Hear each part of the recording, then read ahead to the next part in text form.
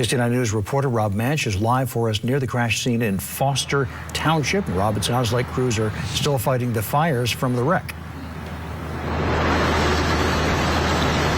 Right, Rob. So at this time, dozens of vehicles are littering I-81 in the northbound lane. And like you said, one of them is still on fire at this hour. I'm going to step out of the way so you can get a look at what that looks like. Smoke coming off one of those vehicles, and crews are actively working to get water on that to try to put that fire out. That's part of the reason why crews tell us it's going to take 6 to 8 hours to clear all of this mess up. But we were able to obtain some video from the very beginning of the crash from a driver who was actually in this wreck. He was able to get the very earliest stages right around 10:30 this morning. This is ridiculous.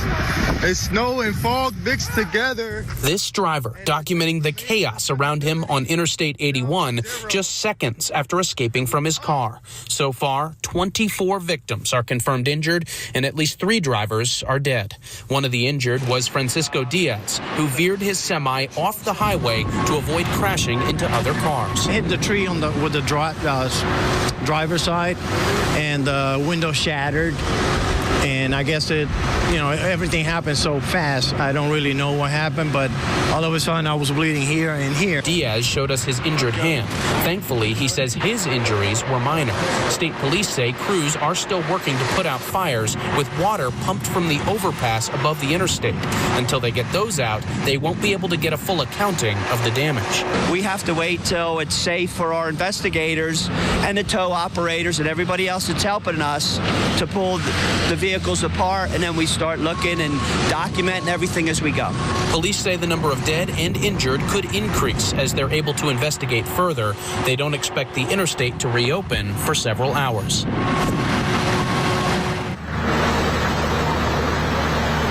And the biggest problem out here right now is that the weather simply won't let up. So it's about 25 degrees out here. It's windy, and we're getting periodic snow squalls blowing through the area. So crews are having to deal with all of that as they respond to this mess you see here behind me. And as I mentioned earlier, crews say it's going to take 6 to 8 hours to even get this road back open. But we're going to continue to keep you updated on the details with this crash, both on air on 69 News at 10 o'clock and online at WFMZ.com.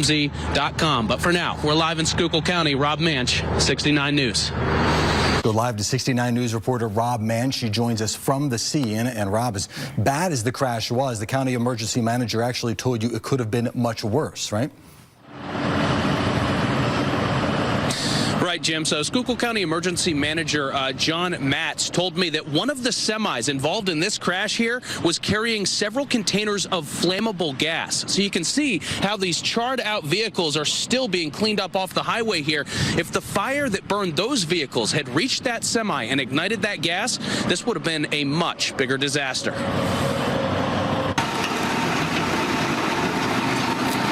As far as accidents on the interstate go, this is probably one of the more severe instances that we've had in the last 15 years. Schuylkill County Emergency Manager John Matz was on the scene of the cleanup Tuesday while tow trucks worked to remove dozens of vehicles littering the highway. Matz was focused on other dangers. Acetylene is a flammable gas, and it's there's an entire truck down there with acetylene cylinders on it. Now, fortunately, that was not impacted by the fires of yesterday. And at this time, any fires caused by the crash have been put out.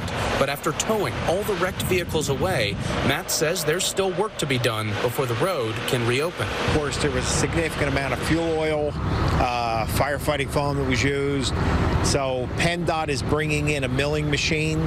So they're actually going to mill part of the highway because of the amount of product on it. And Matt says that product doesn't just pose a traffic risk. He says it leaked into the soil and may pose a concern for the Blythe Township drinking water reservoir nearby. They will be monitoring their intakes just to ensure that no contaminants migrate down into their water source. Matt says the Pennsylvania Department of Environmental Protection will also be on scene to document any damage to surrounding soil and groundwater.